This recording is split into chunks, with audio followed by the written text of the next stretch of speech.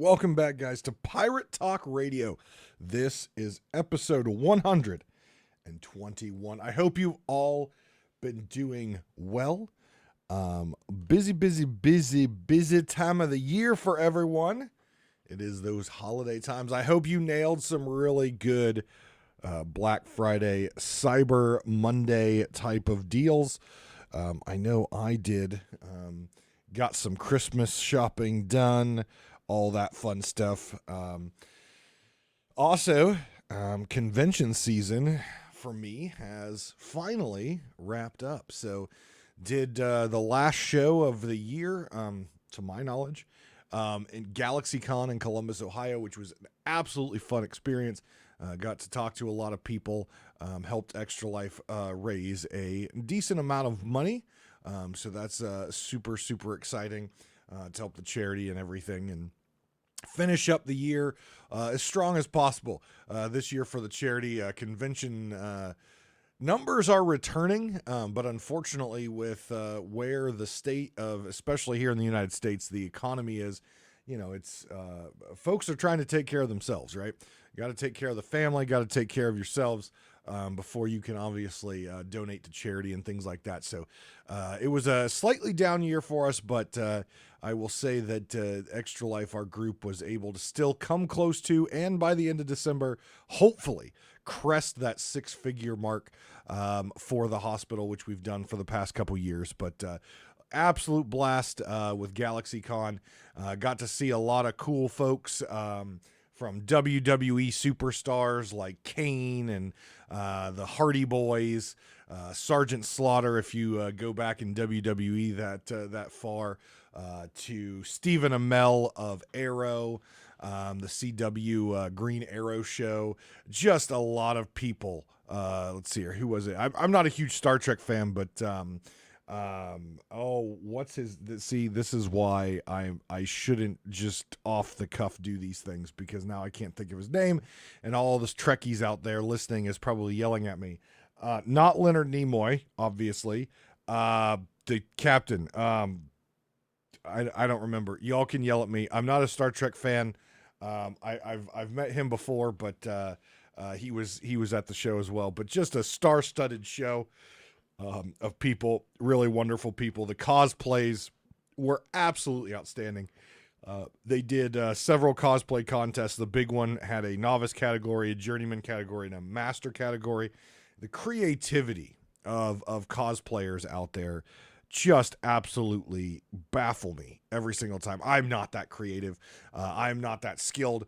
Put a sewing machine or a glue gun in front of me, I'm probably going to somehow figure out how to glue my hand to my eyebrows. It's not good. But these folks came out with some amazing creative renditions of characters from video games and anime. There was even a father-son duo in the master class that did this absolutely outstanding Master Chief and his little boy dressed up as one of the little tiny characters in Halo, and chased him out on stage, and it was just an absolutely adorable thing. I had a blast. It was great meeting folks and talking and helping raise money for charity. And then I also forgot, but posted on the Instagram some pictures. But I also did a lighting show for a community handbell choir in my hometown, which was a lot of fun. I'm not a religious person, but I always, I love history, and I love to respect religious traditions and religious things when I'm asked to do things like lighting. Lit up the church that they performed at. I thought it looked beautifully. Got a lot of good positive feedback. A lot of teary eyes with the music and the overall lighting effects. So it was a busy weekend for me with those two shows. And then, but yeah, we should be finishing up this week. I've got a big dinner at the hospital to meet some of the doctors and other large groups and donors that help support the hospital. So I get to help them and get to enjoy a little dinner and drinks at the hospital, and learn about some of the life-changing procedures and research that the money that everyone in this community and the communities of our guild generate money for. So it's absolutely fantastic. It was just a great weekend, great finish to the Extra Life season. Obviously, Extra Life is a all year thing, 365 days a year. So again, if you feel that you have some generosity left in you, I know it's holiday time. Links are always in the show notes if you would like to donate to Extra Life and help children in the hospital pay for their health care.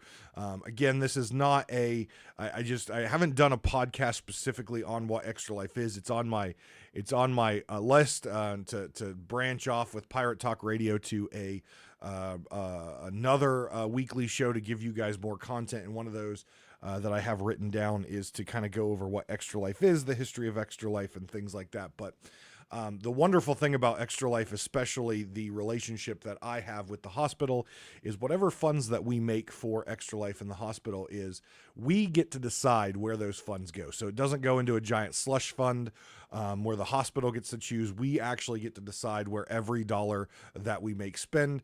The past 2 years, we've funneled most of the money into an organization in the hospital that focuses on mental health. So that's been nice.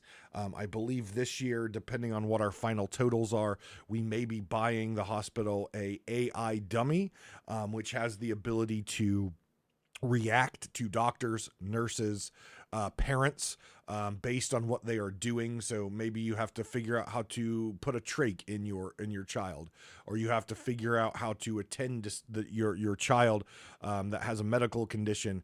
The AI and the computer behind these dummies can make it cry. It can make it wet itself. It can make it turn colors based on, no oxygen and things like that, and provide a as close to real life experience for the doctors, the nurses, and the parents, in order to train them to best suit the children. So pending how much money we raise this year, that is the goal.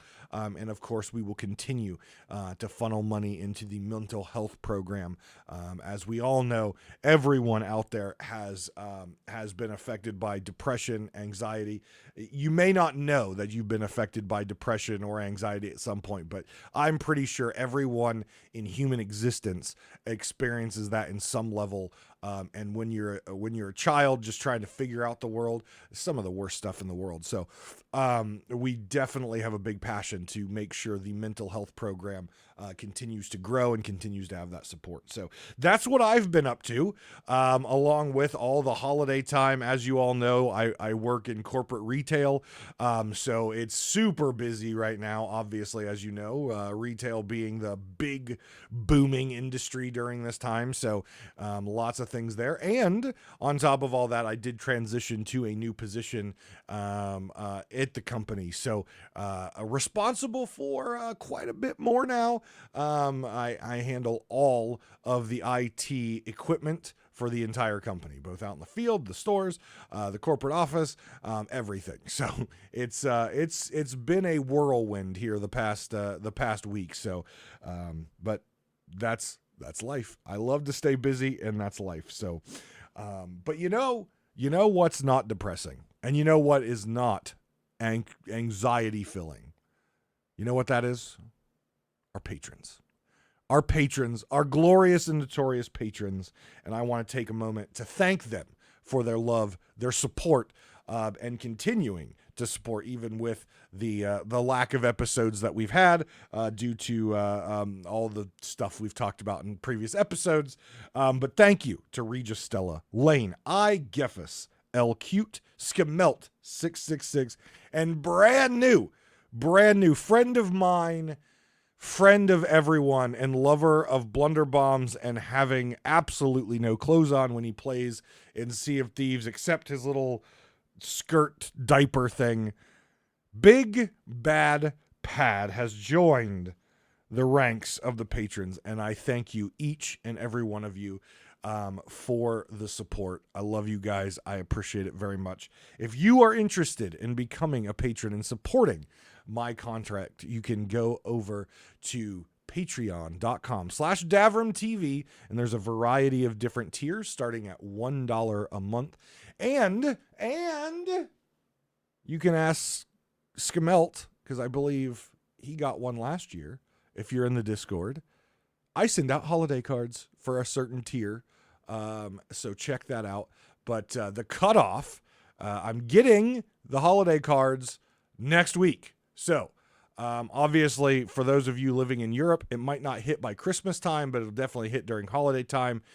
Christmas cards will be getting ordered next week, so I can get them out. So if you want a signed, custom Davrim, it won't be custom to me, but really cool Christmas card that I sign and send out well wishes and thank yous, make sure you check out the Patreon tiers and get into the holiday card tiers. And make sure you get that in very, very soon, because those cards go out. And once I send them out, you're going to have to wait till next year if you sign up. So there you go. There you go. Thank you again to the wonderful patrons. I appreciate that very much. Make sure you also get into the Discord. I know the patrons are in the Discord. You can chat with them. Obviously, as a patron, you get access to the Obsidian Cutthroats, our guild in Sea of Thieves, which I believe is coming up on rank 4 or 5 now. We got some good grinders out there who are just destroying it.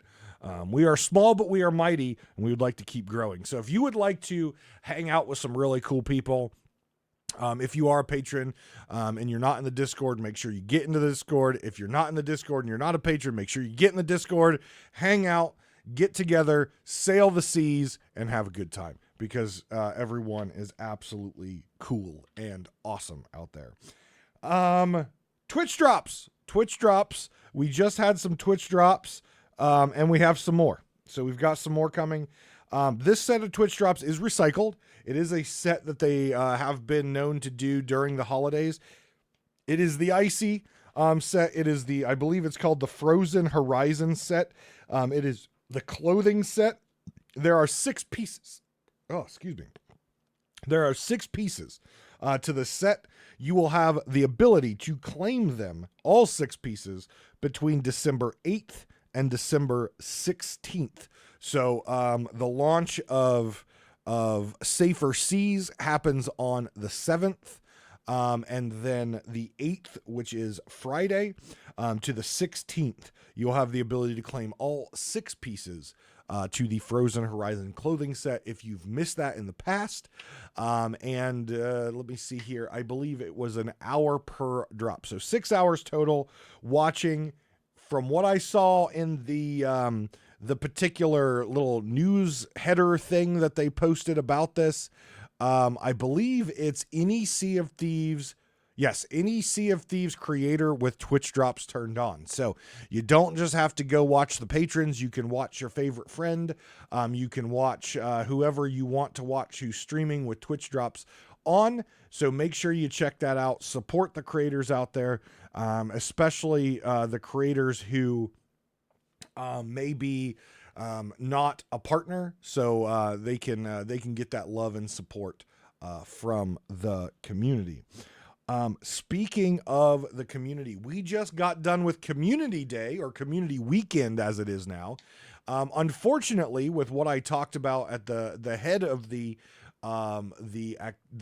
podcast, I was not able to participate in Community Day, which kind of bummed me out, because I think it's the first Community Day since they started them that I did not do at least probably an 8-hour stream.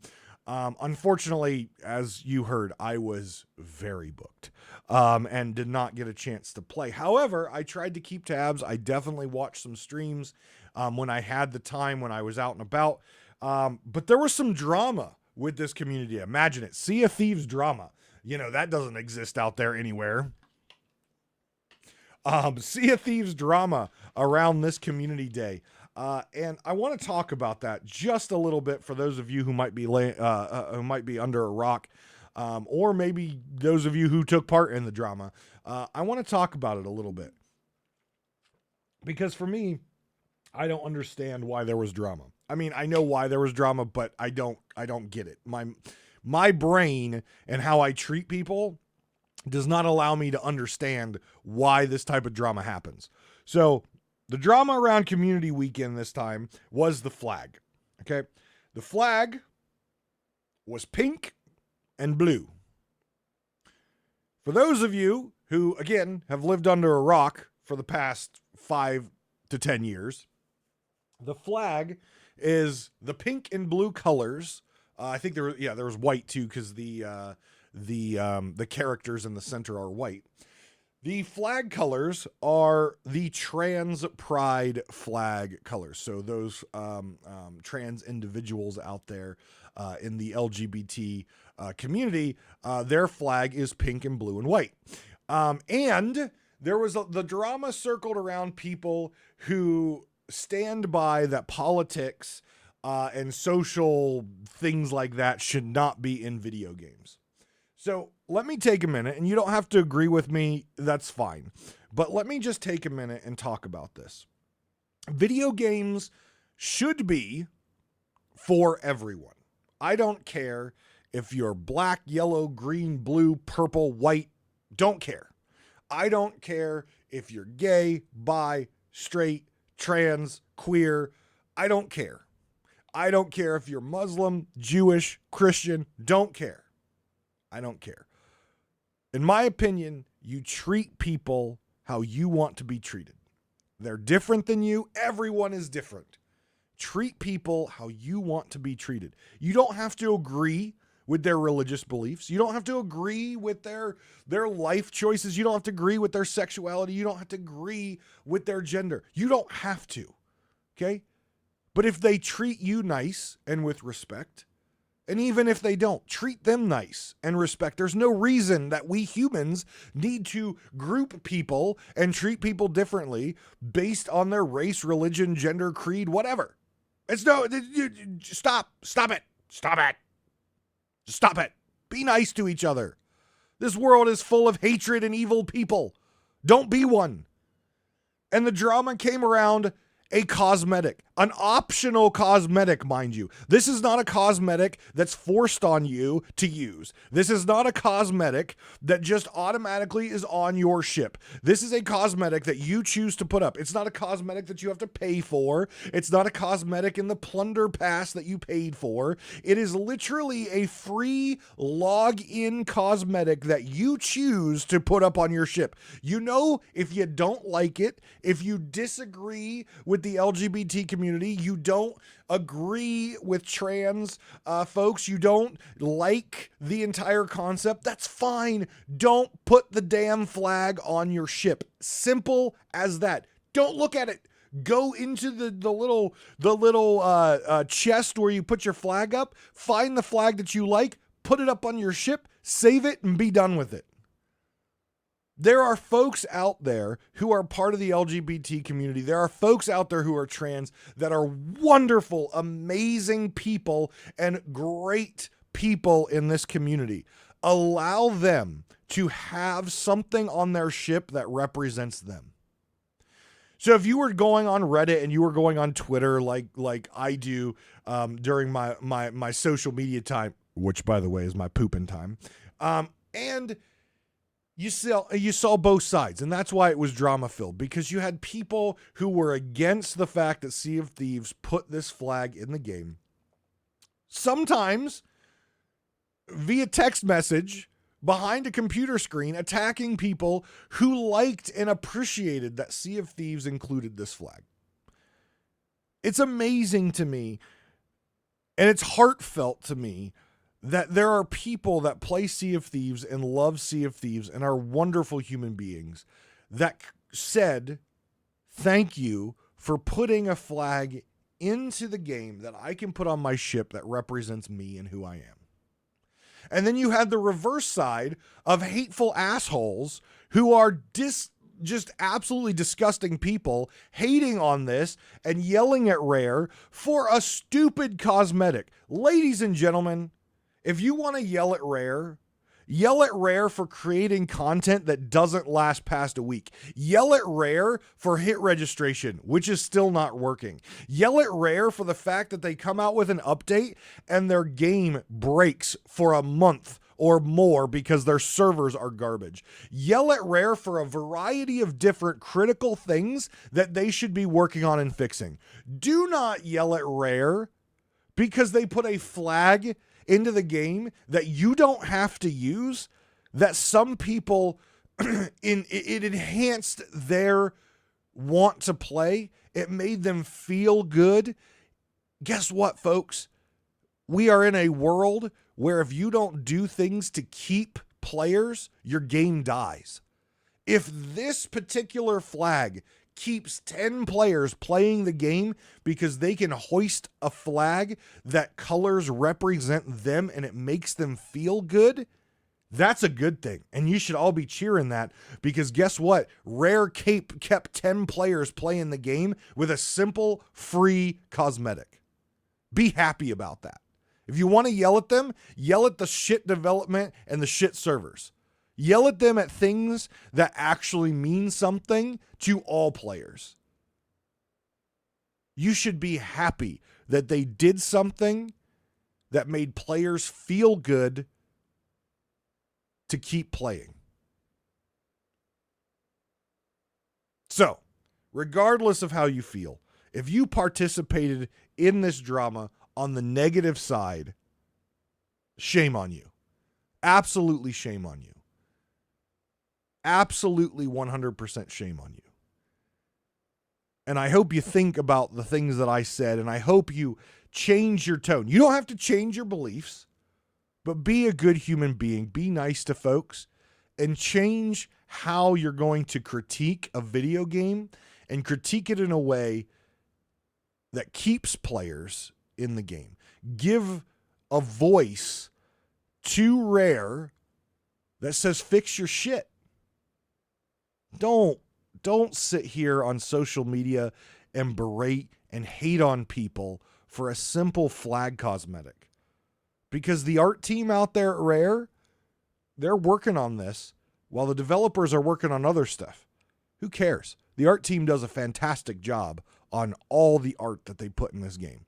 Regardless if you like the colors of a flag or not, they do a fantastic job with all the cosmetics.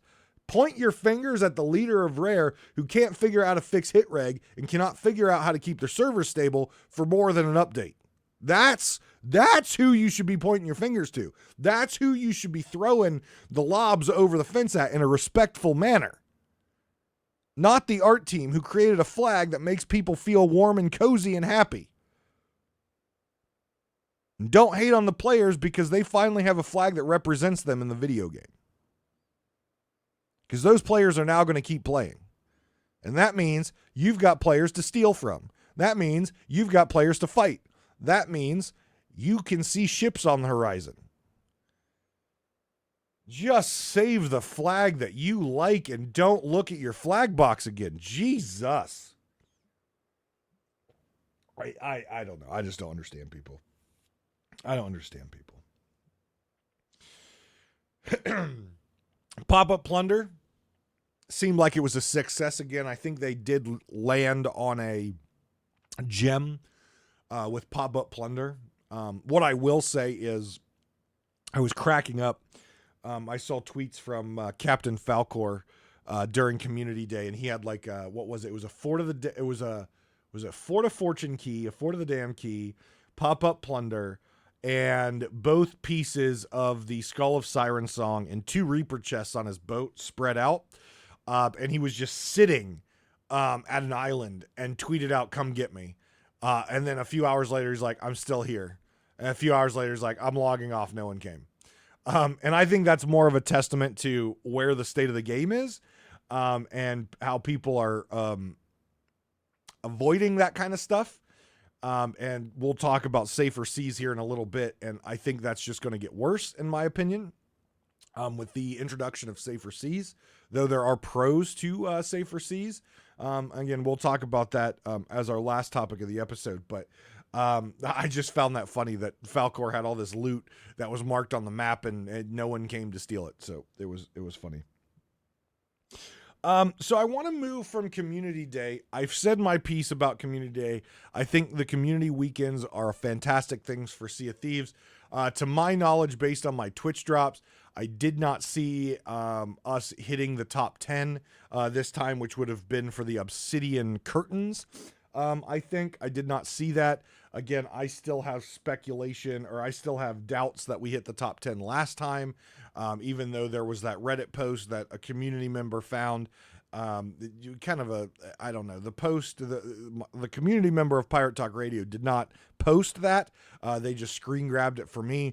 But I really don't believe that we hit the top 10 last time. I just don't.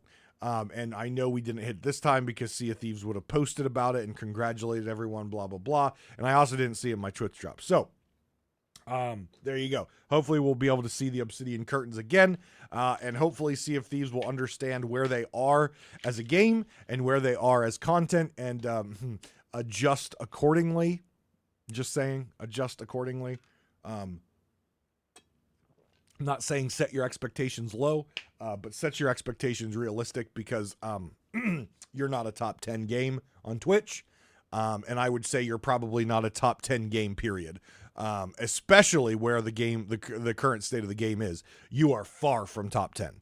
And like I said in the last episode, like I've said before, that is a testament to, in my opinion, the failure of the leadership at Rare. Not getting replacements for the leadership on Sea of Thieves that is failing, period. I think they're wonderful people, but they are failing. All right, so moving away from that, my buddy, friend of me, friend of the show, Captain Logan, put a very interesting tweet out on Twitter, and it was actually the first time that I engaged in Twitter in a while. I was kind of just lurking as I did my morning constitutional, if you know what I mean. Little dumpa lumpa. And I finally engaged on Twitter after holding out for a bit. And this tweet was very interesting to me. And it drove some really interesting conversation. And I'm going to try to approach this in two different ways. The Sea of Thieves side and my side. Because I think there is definitely a way to say this on the Sea of Thieves side, and I think there's a way to say it on my side and where a lot of players sit. And to sum up Captain Logan's tweet, it was, do you feel that the Siren Song voyage is successful? So let me first start by looking at the Sea of Thieves side, and then we'll look at my opinion and my stance on it. So we know, because if you've played Sea of Thieves for any amount of time, you know when they come out with new content, it hits and then falls off very quickly. Anything from Tall Tales to Monkey Island to Pirates of the Caribbean to Fort of the Damned, Fort of Fortune, to the Chest of Fortune, to anything that they put in the game, that content lasts, aside from commendations, which I will still stand by and say that there's only a small percentage of players who will sit there and grind the shit out of commendations. The commendations are not something that Rare should continue to use as their long-term grind in this game. Because to be fair, there's a lot of amazing games out there right now. People are not going to sit there and grind out 50 chests in order to get I think 500 something in order to get the accommodation done. There are some players out there who will. I have many friends that will. I used to be that way. I am not anymore because there's a lot of things in my life going on. There's a lot of other games. I've been loving Diablo 2 or Diablo 4 Season 2. Season of Discovery just launched in World of Warcraft, and I'm working on getting back into that game. Destiny 2 is always on my watch list. Love that game, just not in a good state right now, so I'm choosing not to play it. Kind of like Sea of Thieves, you know, if I've got time right now, I'm not really logging into Sea of Thieves too much, just because I'm just not enjoying the state of the game right now. I'm still following it. I'm still playing it, just not near as much as I used to, and will probably continue that way until they improve it. But Sea of Thieves has a history, and that is we're going to put in new content, we're going to put cool trailers in, and it's going to be really cool, but it's only going to last you one playthrough, or it's going to last you a week or 2 weeks. And then other players are going to continue to trickle and play that content for months or years. But the big boom is right on launch. And then by the end of that first week, or by the second week, it's kind of dried up. There's been a few exceptions to that. Obviously, Arena, Hourglass. They've had a couple out of the park where it lasts a month or 2 months or a couple months. But at the end of the day, I would say 95+% of their content looks really good, plays really fun. But by the time you play through it once, or you're done with a week of playing it, you're kind of just done with it, right? And you're moving back to just normal stuff. So if I look at it in that light, if I look at it in the history of Sea of Thieves, I would say the Skull of Sirensong was a success. I think it was a success in terms of how Sea of Thieves content has been in the history of the game. I am a person who likes to think outside the box. I am a person that in my career and everything that I do, I look at what is going on and how can we improve it. Nothing's perfect. Nothing is ever perfect. There's always room for improvement. And sometimes it takes a lot of work. Sometimes it takes a little work. But I really think Sea of Thieves is at a crossroads right now where they're going to continue to decline if they don't start thinking outside the box and start reinventing how they approach their video game. Sea of Thieves spent almost a year in Season 9 getting Season 10 ready. Season 10 brought us guilds. Cool concept. Really kind of, in my opinion, fell flat because it's just Captaincy version 2, Emissary version 2. Not great. And that was our flagship entrance into Season 10. Yuck. Skull of Sirensong. Exciting, fun, great. That was our mid-patch to Season 10. Really cool.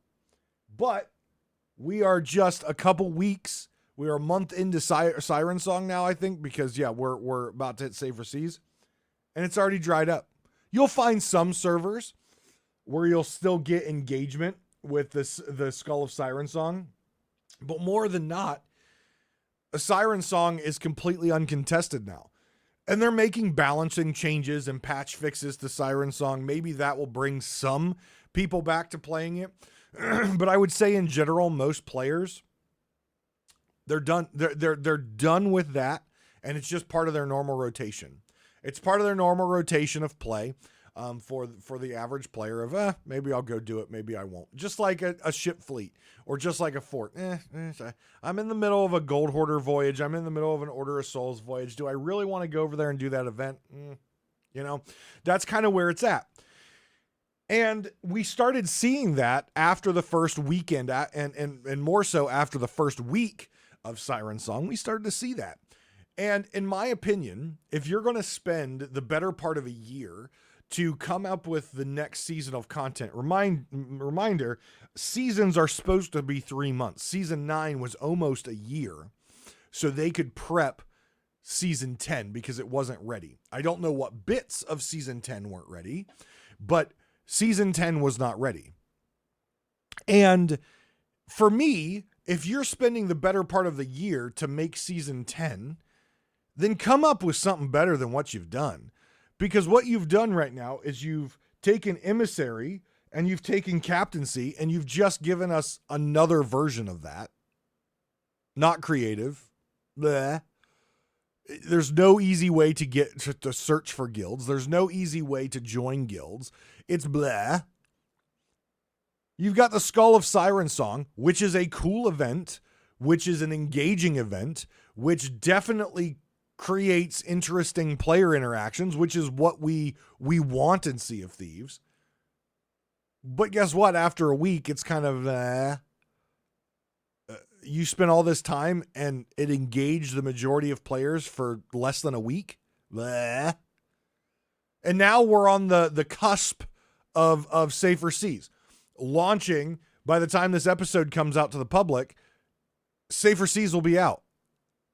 And we're going to talk about Safer Seas in a bit, but there are pros and cons to Safer Seas. But at the end of the day, bleh, like I will honestly say, in my opinion, with the server stability issues, with the improved yet still issues with combat, namely around hit registration for guns, Season 10 took them close to a year to make, and this is what we get. Ugh. Just very disappointing. In my opinion, might go down as one of the worst seasons in Sea of Thieves history. There were some things, I'm sure some people out there think Season 10 is the greatest season that Sea of Thieves has ever had. In my opinion, and I would say in a lot of people's opinion, for a whole year of development and delay after delay after delay after delay, no. This is one of their worst seasons as far as lasting content. Oh, but Davrim, you can grind in guilds for a long time. It takes a while to grind in guilds. That's great. I'm doing the same shit I did in the beginning. I'm doing the same shit that I did with captaincy. It's the same shit, just recycled. Oh, Skull of Siren Song. That's brand new. That's a lot of fun. You're right. It is. And it lasted a week. And now if I go and get a Skull of Siren Song and there's no contest around it, yes, it's player choice. It's not forced. But if there's no incentive for players to come after me or me to go after players, hello, what? Ugh. The whole objective of the Skull of Siren Song was to help push players together to either help or fight. And after a week, that's over. And then we've got Safer Seas, which for some players is going to be a game changer. For some players, Safer Seas is going to get them to come back. For some players, Safer Seas is going to be what they play and what they enjoy. And we'll talk about some of the reasons for that. But I would say for the average player and the above average player, Safer Seas hurts them because it deludes adventure or high seas. It deludes it. Makes there less players out there for you to steal from or engage with on a positive or a PvP aggressive way. So in my opinion, the Skull of Siren Song was not a success. Here's how I would determine a success of a key seasonal feature. If you launch that key seasonal feature, does it engage? Does it excite? Does it keep players engaged in that content as it was designed until the next key feature comes out? Or 3 months from now, are people still engaging with it in the way it was designed, which is PvP in some way, shape, or form? The answer is no. Already, the answer is no. And so, in my opinion, the Skull of Siren Song, though an amazing voyage with great visuals and audio, was a failure. It was not a success because it didn't last the age test. But again, respect is due. It's a cool voyage. It hit hard and a lot of people liked it. And if we compare it to other Sea of Thieves features, it lines up pretty good. It lasted just like their other normal content additions. But as I said, I'm someone who thinks outside the box. I'm someone who challenges and questions everything. And I'm someone who is always looking to improve myself and push others to improve themselves as well. And with that comes my challenge to Rare. Stop doing what you've always done. If you continue to do the same thing, you will die. Because players change and players adapt and players evolve. And the gaming industry is not slowing down. The gaming industry is coming out with bigger, better, more engaging, and crazy amounts of fun video games every month and every year. And you compete with every single one of them. I don't care if it's Grand Theft Auto. I don't care if it's EverQuest. I don't care if it's World of Warcraft, Destiny 2, Horizon Zero Dawn, or whatever version they're on.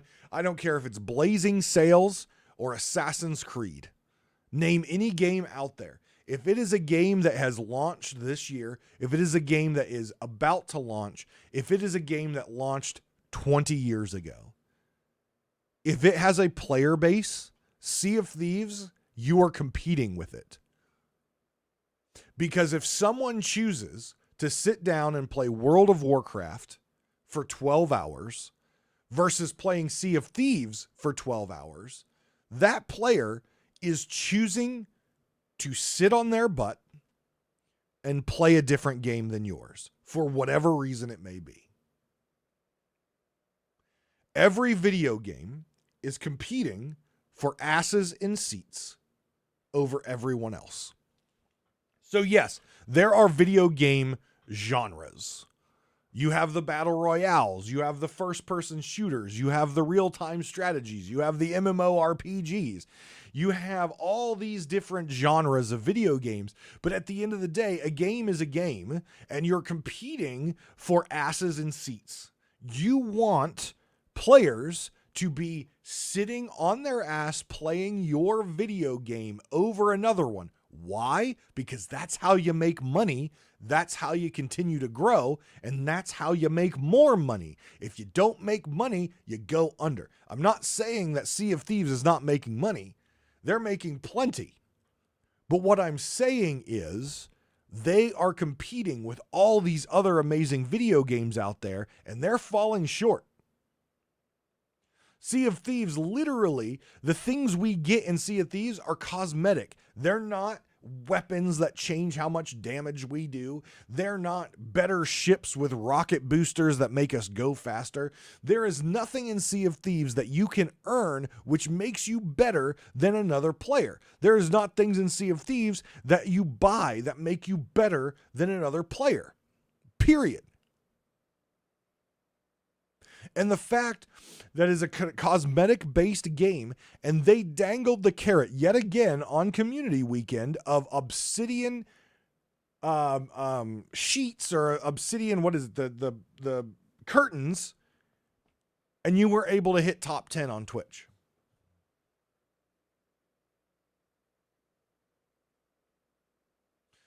World of Warcraft launches a new raid, and World of Warcraft is easy top 5 on Twitch, watching the race to world first.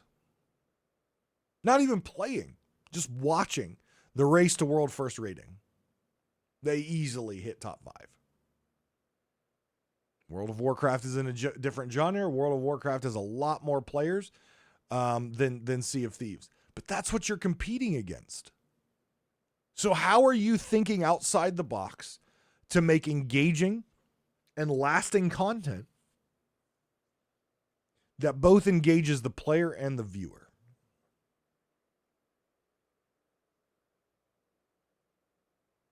Sea of Thieves has came up with some new amazing things since their inception almost, 6 years ago?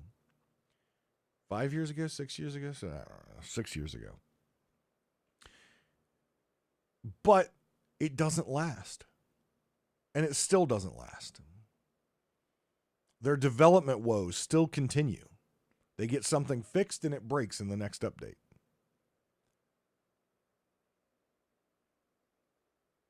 You are competing against all of these other video games for playtime.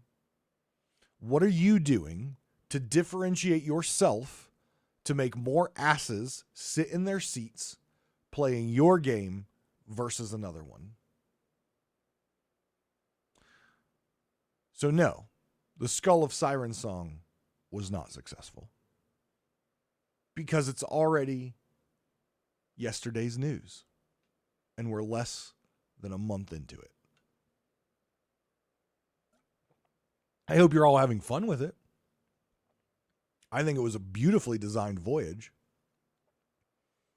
But it doesn't last. It doesn't pass the test of time.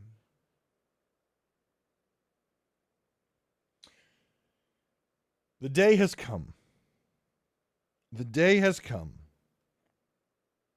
The words of Mike Chapman of we will never have servers that do not have other players on them, as the design of Sea of Thieves from the very beginning was to have a shared world where players are part of the threat. Could they be friendly on the horizon? Could they be bloodthirsty on the horizon? That has always been Mike's stance. That has always been the stance of Sea of Thieves leadership. That they will always maintain the shared world where pirates, other players, are part of that potential threat on the horizon. Until today. Where that stance is gone.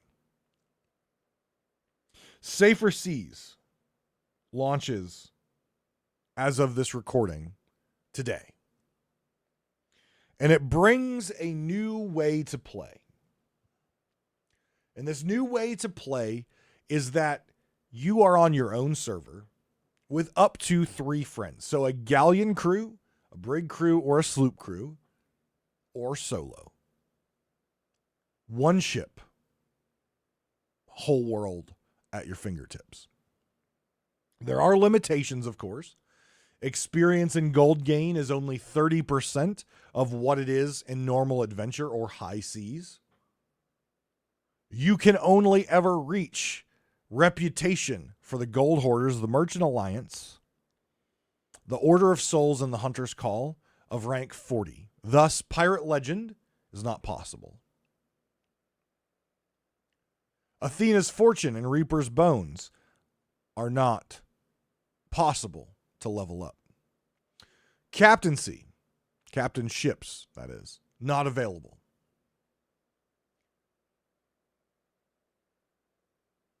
Emissaries, not available. Skull of Siren Song, not available. It is a watered-down version of the adventure that we play. It is a tutorial mode for players to learn the basics of Sea of Thieves before venturing out and having that threat on the horizon. And though it does go against the statement that they've had since the beginning of the shared world where pirates are part of a threat on the horizon, it goes against that. There are some advantages. I know Davrim saying positive things about Safer Seas. There are some positives and pros about Safer Seas. 1, the maiden voyage is the worst tutorial in video games. A video game with no tutorial can't really compare to it. But the maiden voyage is the worst tutorial in video games. I'm pretty sure. Maybe Dark Souls might have a worse one because it's an evil game that makes me break controllers. But of all the games that I've played that have a tutorial mode, the maiden voyage is the worst. It doesn't teach you proper sailing. It doesn't teach you combat. It doesn't teach you really anything about the video game. It doesn't teach you about world events. It doesn't teach you about forts. It doesn't teach you about boss fights. It doesn't teach you about any of that. It teaches you how to repair your ship and drop sail. That's basically what it teaches you. And reading a map, kind of. It doesn't teach you about the video game that you're about to walk into. So you literally finish the maiden voyage. If you do it, you set sail, and now you're in this wild, wild west where players are attacking you, where boss fights are happening, where you're taking damage every which way from turn on a dime, lack of physics, skeletal ships, and you don't know what to do. You're overwhelmed and you don't know what to do. Not a good player experience. And 6 years in, they still have that crappy tutorial. Now, we have Safer Seas, which should be the next step and should have been for a long time the next step of the maiden voyage. It's going to allow players to learn what the world is about, what threats they are going to encounter from pirate ships, from skeletal ships, ghost ships, to different types of skeletons and how to beat them, to forts, to fleets, to Ashen Lords, to how to navigate the roar, to playing the Tall Tales. It's going to give them an ability to learn the game without the fear of PvP. It's going to allow parents to play with their children in a world where they don't have to worry about some pirate coming up and sinking them and their kids getting upset. Or a toxic pirate coming in and saying nasty, awful, hatred, curse words, or whatever. It's going to allow them to play with their kids in a safe environment as they grow up. Now, eventually, those kids are going to get to an age where they understand some of that stuff, and it's fine. But there are a lot of young players in Sea of Thieves that play with their moms and dads, their aunts and uncles, their grandmas, their grandpas, whoever it may be. And when you run into one of those toxic assholes that are cursing and doing all this nasty stuff, that's not a good experience for anyone, let alone children. It's going to allow children to play with their friends and to goof off and have a good time without those toxic assholes messing with them. Or they can just enjoy fishing, or they can enjoy jumping around on an island, or they can enjoy customizing their ship without having to worry about a PvP player rolling up on them, making them cry, or something like that. There are a lot of folks out there with exceptionalities, disabilities. This gives them the ability to play Sea of Thieves in a place where they don't have to worry about things they can't see or they can't hear, or the fact that maybe they have some sort of disability where they're unable to control the game in a fashion that makes them gives them the ability to defend themselves. And sure, there are the same toxic assholes out there who are bitching about a trans flag that are going to say, well, then they shouldn't play the game anyways. No, absolutely not. Shut your mouth. Games are for everyone. And Sea of Thieves has a experience that no other video game out there has. And everyone should be able to play that. Everyone should be able to enjoy that. There are a lot of folks out there, folks that I know, that have very high anxiety when it comes to interacting with other players. They get very high anxiety. And even if the other player is a nice person and they're not looking to fight, that still gives them a lot of anxiety. PvP gives them sometimes crippling anxiety, where it makes them physically ill. And again, there are assholes out there that might be listening to this show right now that says, well, then they shouldn't play this game. Bullshit, shut your mouth. Video games are for everyone.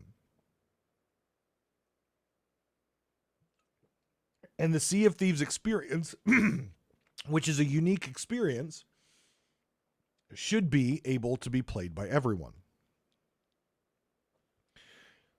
So those are some pros. There are many other ones, but those are some pros.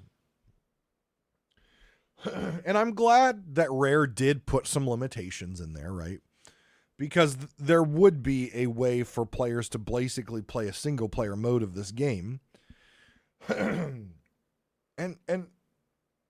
it wouldn't be even. It wouldn't be fair, right? But this gives players time to practice, time to learn the game. Maybe they'll never go back to the high seas because of anxiety or an exceptionality or their children or whatever the case may be. But they can still enjoy the world that we all enjoy. I'm sure there's a lot of players that will play on safer seas, learn, and then move to high seas as it is intended. There's going to be a lot of players who don't. And I'm sure down the road, Rare is going to up the gold and experience gain. I'm sure they're going to unlock more features in safer seas. Look, they have already opened Pandora's box and went against years of statements of what this game is and what they're going to do. They've already broken that. This is literally the tip of the iceberg. They're going to unlock more things for safer seas. Just understand it right now. More stuff in safer seas is going to be unlocked. And it's going to encourage players to play safer seas over high seas. It's just the nature of this. If you don't have to worry about another player for whatever reason, there's a lot of folks who are going to take that option. And Sea of Thieves is a business. They're trying to keep asses in seats and they're trying to keep money flowing in. And if they can do that by giving a safe place for players to play the game, thus spending money in the Emporium, thus buying the Plunder Pass or whatever the case may be, they're going to do that because they're a business that has to, answer to Microsoft on what monies they are making them versus not making them. So just be prepared. Know that more stuff is going to come to safer seas. It's going to happen. Just get angry and throw something right now, because if you don't, you're going to get angry and throw something later. There is definitely a place for safer seas, regardless if I like the idea or not. There's definitely a place out there for safer seas. Let's talk about what I think is more important, which is the two major cons that I wrote down. There are other cons, but let's talk about the two major downfalls of having safer seas. One, it dilutes adventure, or it dilutes high seas. There will be players in already sparse servers that are now going to be playing on safer seas, thus even less players on the high seas. I know Sea of Thieves, and I know the folks and what they've said in their press releases, that the idea is Sea of Thieves Safer Seas is a tutorial to get you into high seas. Players are not going to use it that way. Some will, but a lot won't. So servers which are already sparse are going to become sparser, which takes away that core heart of Sea of Thieves that they talked about, that they weren't going to change for 5 years until today. They got rid of Arena because they had 2 play modes. And so they had teams that had to support 2 different play modes. Guess what? They have 2 different play modes again. Now, they're very close, right? They're nearly identical, adventure and adventure, but there are things turned off and turned on in safer seas versus high seas. There is that. But Sea of Thieves has also put in the ability to have those triggers where you can turn something on and turn something off. So they have done the back-end development work. We've seen it with Pop-Up Plunder. We've seen it with so many of their adventures, and we've seen it with so many of their events that they have the ability to toggle things on and off now without us, the players, really even noticing, except now it's showing up and it wasn't 5 minutes ago. So I think maintaining high seas and safer seas is going to be easier than maintaining Arena, which was a completely different beast, than high seas. But it's still a con, because there is still going to have to be some team members dedicated to the stability and the functioning of safer seas and high seas. There is still going to be resources that are now going to be having to work on another mode, and not everything focused on adventure or high seas. That is a con, because they've already went through that with Arena. Again, This is not arena, and it's going to be easier to maintain because it's the same world. It is the same thing, just with switches turned on and off. But there is a certain amount of resources that they're going to have to dedicate either on a QA side or a development side to make sure things that they do in high seas don't break things in safer seas and vice versa. So, though it's not as bad, we have the arena dilemma again. So we'll see how that plays out. At the end of the day, Sea of Thieves gives us a gaming experience that we can't get anywhere else. And if safer seas means that gaming experience can continue for a few more months, a few more years, whatever that case may be, then I'm all for it. It'll give me the ability to potentially record and do some more Sea of Thieves content on the Pirate Talk Radio YouTube channel. By the way, if you haven't liked or subscribed, you better go do that or be cursed. But if it keeps the game alive for a little bit longer where we can enjoy it and play it the way we want to play it, I'm all for it. I may disagree with the fact that, you know, they went back on what they've said for 5 years. I may disagree that they should have made the maiden voyage more like this, where you stay in the maiden voyage, you stay in safer seas until you reach, you know, grade, 10 or 20, and then you go into high seas, something like that. That's what I would have rather seen. But you know what? If this works and keeps players engaged in playing and keeps revenue flowing to Rare and keeps the game alive for a little bit longer, then I'm all for it. But I still think deep down that Rare has to start thinking outside the box, and they're going to have to start realizing what they're doing is not working. It is not growing their player base.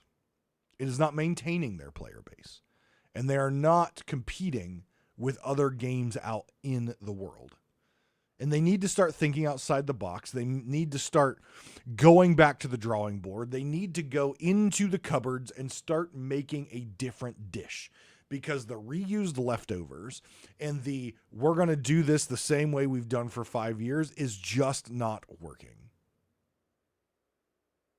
And I'm glad in the Sea of Thieves news, which, by the way, there was a big one that came out discussing things like sword lunging, loot sprinting, that kind of stuff. We're going to talk about that next week, because that was a very interesting and I will say engaging episode of Sea of Thieves news. That's on the docket for next week to discuss my thoughts on that. But they need to start thinking outside the box. There are so many people at that dev studio that I cherish and love and have talked to that are amazing human beings and great minds in the gaming industry. But I hate to say it, but I think it's time to go to the cupboard, get the whisk, get some ingredients, new ingredients, throw it in a bowl and mix it up and see what happens. It's time. It really is time. Because the definition of insanity is doing the same thing over and over again and hoping for a different result. And Sea of Thieves continues to do the same thing over and over again and hoping for a different result. At least I think they're hoping for a different result. I don't think they want their content to last a couple days or a couple weeks and then it's dead. They have to want it to last longer with the months and years they're putting into this stuff. With the hard work that they're putting into this stuff. They have to want it to last longer and be more engaging than it is. I think it's time to get a new bowl, new ingredients, and mix it up. Will they? Probably not. But that's my opinion. That's my opinion. Next week, we talk about the Sea of Thieves news, where they unveiled some long-term, and by long-term, I mean year one features that have really been exploits that are just commonplace in the game now that Sea of Thieves have finally decided to put their crosshairs on and look at. I don't know. There was a couple episodes ago where I was yelling about asking Mike Chapman after his they want the realistic pirate feel, and I was yelling about how do you let go of a ladder, shoot a blunderbuss, and re-grab the ladder. You know, ladder juking. How is that realistic? Well, for those of you out there who like ladder juking, do it while you can. Do it while you can. But we'll talk about that next week. Thank you very much, everyone, for tuning in and spending a little bit of your day with me. Please, if you haven't done so already, go check out the Pirate Talk Radio YouTube channel. That is youtube.com/@Pirate Talk Radio. And drop a subscribe on there. Please, please. It really helps. Drop likes, subscribes, comments, all that fun stuff. Let me know what you think about Skull of Siren's song. Tell me if you believe that it was a success or a failure. Tell me how you feel about Safer Seas. And do not mention the Community Day flag. I will tell you right now, if I see comments hating on the Community Day flag, I will figure out a way to not only delete your comment, but I don't know if I can, but ban you on the channel on YouTube. So don't say shit about the flag, because I'm tired of seeing the hate. Nothing about the Community Day flag. You may talk about Safer Seas. You may comment about Skull of Siren song. You mention the Community Day flag, I'm coming after you. My fat ass will waddle his way over and deadlift you and slam you to the ground. Shut up. Be a good human being. Thank you very much for everything. For the love and support. Take care of yourselves and each other. And I will see you next time on Pirate Talk Radio.